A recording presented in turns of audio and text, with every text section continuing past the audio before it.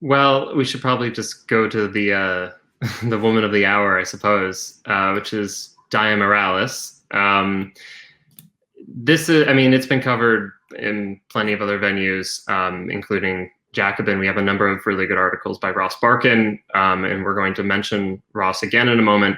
But the Morales campaign today fired 45 staffers over legal concerns.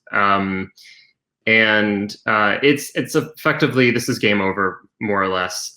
Even though the part of the thing about this mayoral election that makes it kind of strange is the fact that it's a ranked choice vote election, meaning that when someone goes into the ballot booth, they are going to be selecting 5 different candidates and ranking them in an order. And then if their first choice doesn't make it, their vote will now be transferred to their second choice. And if the second choice doesn't make it, it will be transferred over, and so on. And so it gives the impression that even though someone might be polling at a couple points, they are maybe still viable. I'm somewhat suspect of that. My sense is that, especially given the way that given the fact that almost all of their politics in America are first past the post, meaning basically whoever just gets 51% or 50 plus 1% ends up winning. My sense is that people, even if they put some kind of some of the smaller ranking candidates up first, maybe even second, they're most likely going to say, okay, but who's actually viable? Who I'm still going to pick a lesser evil candidate, kind of thing. So, by the way, I just want to say really quickly on the subject of ranked choice voting, this is the first year that New York is doing this. And I think it's pretty ironic because when I was still in New York, last month, I was like, all of these candidates are like equally bad to me, like all in different ways, of course, but I like couldn't decide who I would even rank first out of all of them. And part of the problem, which we're going to talk about, is that there was really no left candidate in the race. Right.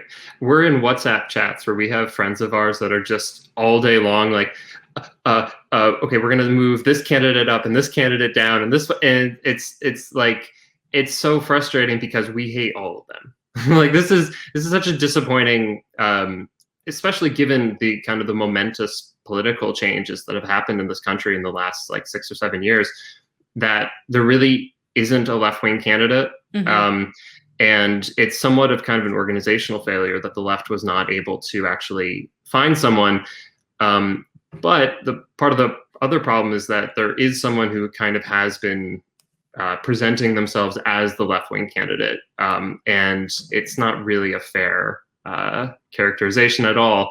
And so we should get right into that, I suppose. Yeah, let's do it. So Dianne Morales, of course, the candidate that we just mentioned, who looks like she's about to shutter her campaign. If you've been following the New York mayoral race, you've probably heard a little bit about the kind of kerfuffle that her campaign has been going through. I think the big story that ended up in the New York Times and other mainstream outlets was that there was a pretty public staff revolt, right? So a bunch of staffers, released public statements and ended up quitting, saying that Black and brown staffers weren't treated fairly, that there was, bad working conditions and a kind of culture of toxicity and abuse. And the Morales campaign kind of fired back at them. And this sort of got the attention of a lot of, conservative commentators and just people who are kind of media watchers, because the language on both sides of the fight, by which I mean the staffers and also the Morales campaign, was just rife with the most like borderline parody social justice language imaginable, right? So I think that we actually have an example of a statement from Dianne Morales, and Cale's going to do a dramatic reading, actually, because it's a really good statement. I was hoping that one of my better actor friends could do this, but I'm gonna do a dramatic reading. This is don't worry if you can't really see it. I'm gonna read off part of her statement where she says that we believe in transformative justice in our city and on this campaign, and as such, we are taking the necessary steps to address harm caused by certain staff on our campaign and to build accountability, and we'll continue to work towards building a movement of dignity, care, and solidarity. That process began last night when I sat with the campaign staff, many of whom I consider family, for hours to listen to the concerns on a myriad of issues. And during that meeting, I accepted accountability in my role as the head of the campaign that allowed for this harm to occur. I mean, I think that if you have spent any time on the left or, relatedly in nonprofit circles, you're probably familiar with all of those buzzwords. But at the end of the day, what does that mean? It means nothing. Like that was just a word salad of of all of the various different, social justice words of trauma, harm, accountability kind of jumbled together. I mean, it's so. I mean, the part of the thing that's so like disappointing and frustrating about how we're going to keep getting into this, but like how the left uses this language, and it's not all of the left, obviously, but there's like a chunk of the activist left that uses this kind of language, and then it like greatly reduces the efficacy of these words and these meanings. Like that actually, obviously, like I think a key cornerstone of left politics is accountability. That like we would want we want politicians within a political institution or a party that have some kind of democratic accountability, perhaps a recall mechanism or something, so that their political actions are largely determined by the membership, and ideally membership being also as democratic as possible. Yeah, so, I think the exact same thing has happened with the word representation, where we on the left want representation, by which, again, we want our elected officials to actually represent our political views and our political programs. And as you said, we want them to be accountable to us, the people. But representation has obviously turned into this kind of like floating buzzword where it often means, quote, people who look like me, right? Who very often do not represent your interests. So that's another way, I think, just going off what you said, that these words, which I think at one point maybe did have some kind of stronger meaning or connection to the left, have just become completely evacuated. And actually, let's go back to Dianne Morales' statement, because I want to read the first line. So she writes in the first line of her statement, traditional political spaces have long disenfranchised Black and Brown people on campaigns. Our campaign works to intentionally center the voices of those who are excluded from politics, and we acknowledge that mistakes have been made in attempts to do this. So again, this is very common language that you would hear on the left.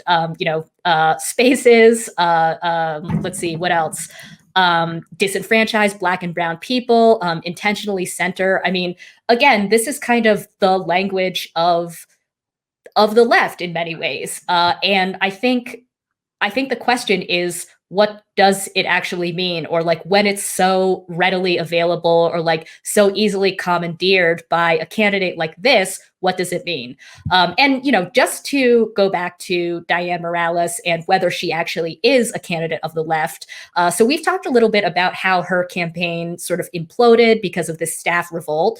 But I think that there are also, quite frankly, I think there are more sort of important aspects of the campaign to focus on, which is that, number one, she has very deep charter school ties. I recommend, again, Ross Barkan's newsletter.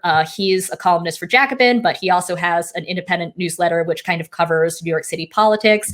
And he's really sort of broken out her ties to charter schools. She actually founded a charter school, which he points out she refers to as a public school on her website. She is a landlord. She, owns a $2 million brownstone in Bed-Stuy, and obviously collects rent from tenants. What else? She is the executive director of a nonprofit, which actually is part of a nonprofit real estate developer, which is known for evicting people. So this is not really a candidate that. I'm sorry. This is just an intersectional agenda, Jen. That's right. Right. Exactly. You just don't understand the intersections of how she's made a career out of like exploiting people. This is directly from her website. Her website, if you go to it, looks like any social justice nonprofit website. It's colorful. It has all the right words like intersectionality, agenda. If you look at the program that she has on her website that she says she wants to put forward, there's some things on there that I think are good. Like she's called for a municipal green jobs guarantee. I think that's good. She has talked about a citywide rent moratorium. But I think she's probably most famous for her call to defund the police. She was really the only candidate in the race for a while that, was said explicitly, I want to defund the police. She wants to remove $3 billion from the NYPD. And leading on her homepage is a video of her talking about that. So let's roll that. As a lifelong New Yorker, a mom, and as someone who has worked my entire career to increase access to opportunity for communities of color, I've been so proud to be a part of our city's calls for justice around systemic racism. Now's the time for us to change the broken systems we have lived with all of our lives. We can make history in this extraordinary moment. We are ready to create a new social justice compact where every New Yorker has an opportunity to succeed and thrive. But that requires sustained energy, focused purpose, and honest, bold leadership. I've already been the first mayoral candidate to join with countless others in calling for divesting resources from the police and investing them in the people. I am committed to putting an end to the racist and oppressive systems that are failing all of us. But that's just a start. As we lead, so shall others follow. We are New Yorkers. We can do this. Together.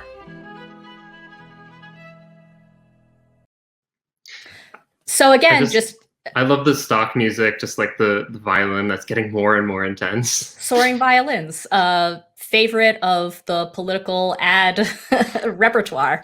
Yeah, but again, there is all of this radical rhetoric, which of course contrasts pretty jarringly with her actual record and her actual background.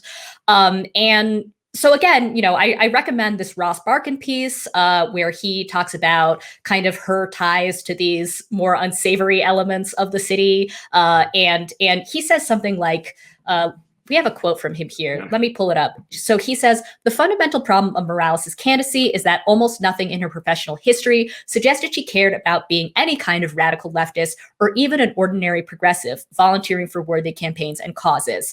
And I think that he's right about that. I think that that is 100% true. But that said, I also think something that's interesting about kind of this whole phenomenon is that Dianne Morales employing all of this social justice rhetoric, the buzzwords that we kind of hit on a few moments ago. I don't think that there's actually as much of a tension between her background and between that language, right? We've come to think of this language as progressive language or the language of the left. And in some cases it is. And actually, I think when Ben and Melissa come on, they'll talk a little bit more about that and how it relates to the rise of the nonprofit sector. But Dianne Morales is from a nonprofit background. She's college educated. She is professional class. And this is the language of that milieu. Right. Well, there's this contradiction where, right, because the language, it can be used by anyone. Some of a good chunk of her platform, you would say yeah, this is redistributive. This is egalitarian. There's aspects of it that you would want to support. And then when you look at the polling and she's at 5%, that she's not really a viable contender. I don't have there's another poll on the second choice, and she's also very low on the second choice, meaning no chance at all. And she didn't get the DSA endorsement. She didn't get, she didn't really get any progressive endorsements to begin with. In fact, a lot of her messaging up front, one of her t-shirts that went viral that says, "She is viable if you vote for her," which is that was the big "fuck you" slogan of the Elizabeth Warren campaign on Super Tuesday in 2020. That's what she ran. That's still on her website. I took the screenshot today. You can buy that viable t-shirt if you want. It's a nice little souvenir before it goes under. Yeah, I was going to say, get in quick. But the thing is that in that same poll that I was looking at a moment ago, when you actually look at the issues that matter to New Yorkers that are planning to vote right now, this is with likely voters, 46% of them say that crime or violence is their number one issue, followed by affordable housing, followed by COVID. But and housing is, when you look at the likely voters, housing is basically tied with crime. But in total people that were surveyed, crime is kind of in a league of its own as the issue that most New Yorkers are thinking about. I think in that same poll, it was something like 70%. I had it written down. It's not in front of me now. Something like 70% of the people polled said that they either strongly or somewhat support increasing the number of NYPD officers on the streets right now. So more or less, this was an election on crime and policing, and the left doesn't have a candidate in this election. And it's kind of also just it's symbolic of, or maybe it's not symbolic. It's literally the problem where like the left has been unable to put forward some kind of response to crime and to policing that is politically appealing to people. That you can get 70% of people in New York. New York has like the NYPD is an army. Like we see them everywhere. Like the fact that 70% of people are saying they want more policing because there are such massive social problems in New York right now, and they do not. There is no alternative of like, well, maybe we should have an expansion of public goods that actually deal with social problems in a way that is, again, more to working class people's benefits, that ideally is more democratic. That's not, we don't have that option being put forward in any, I mean, people are saying that obviously, but it's not reaching people. Right. And then the person who ends up being understood socially as the left candidate is just mired in like social justice, campus activist language. And it ends up hurting our overall project that this person ends up being the left candidate. Yeah, so let's take a minute before we bring on Ben and Melissa to kind of look at that social justice language. I mean, we talked a little bit about it already, but I want to bring up some points in particular. And number one is that it's a very small elite of people who use this language. Like, I'm sorry to say, this is language that dominates, that is predominantly used, on college campuses, university campuses, in the nonprofit sector, which obviously we'll talk with Ben and Melissa about in a bit, and, in the media, in professional activist spheres. And I think what's interesting about a lot of this language is its proponents often say like, this is the language we use now because it's more inclusive, right? So a kind of classic example is Latinx, which, by the way, I didn't know how to pronounce until I worked for a nonprofit a few years ago. But anyway, that's Latinx. But we have polling from the Pew Research Center that actually shows that only 3% of Latino adults who were surveyed use Latinx, and actually 76%, aka the overwhelming majority of Latino adults, have never even heard of the term, right? So I think when the argument is made that these terms are more inclusive, the question is like, to who? Right. Like, if the vast majority of people don't use this term, how can they be inclusive? Well, I mean, that poll, so that to give them the benefit of the doubt, the poll was done at the end of 2019. Perhaps the numbers have shifted slightly, but I think what's more significant is that of the people that actually know the term, the vast majority of them don't like it and don't use it. So, like, what is the goal of this as a political ambition? And so I think one of the things is that, like, basically, since the early 70s, when like the left and the labor movement basically were defeated in being able to push for any kind of like actual like kind of public goods or social, like good social transformations to the benefit of working people.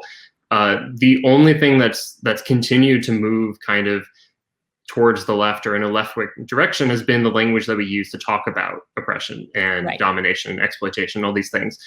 And so, some of those, linguistic changes and terminological changes have been useful and good. I mean, obviously, like a lot of, like some of that is really good and useful, but it doesn't actually like relate to what people are actually going through. It's not connecting to an actual political project. And so people, I think rightfully, you can understand why people would reject some of this language or a lot of the language or just kind of PC culture, any of these things, because it's because the people that it really genuinely is connected to are the professionals that have been, relatively speaking, the beneficiaries of kind of the transformations in global capitalism over the last 30, 40 years, that they've been along for the ride.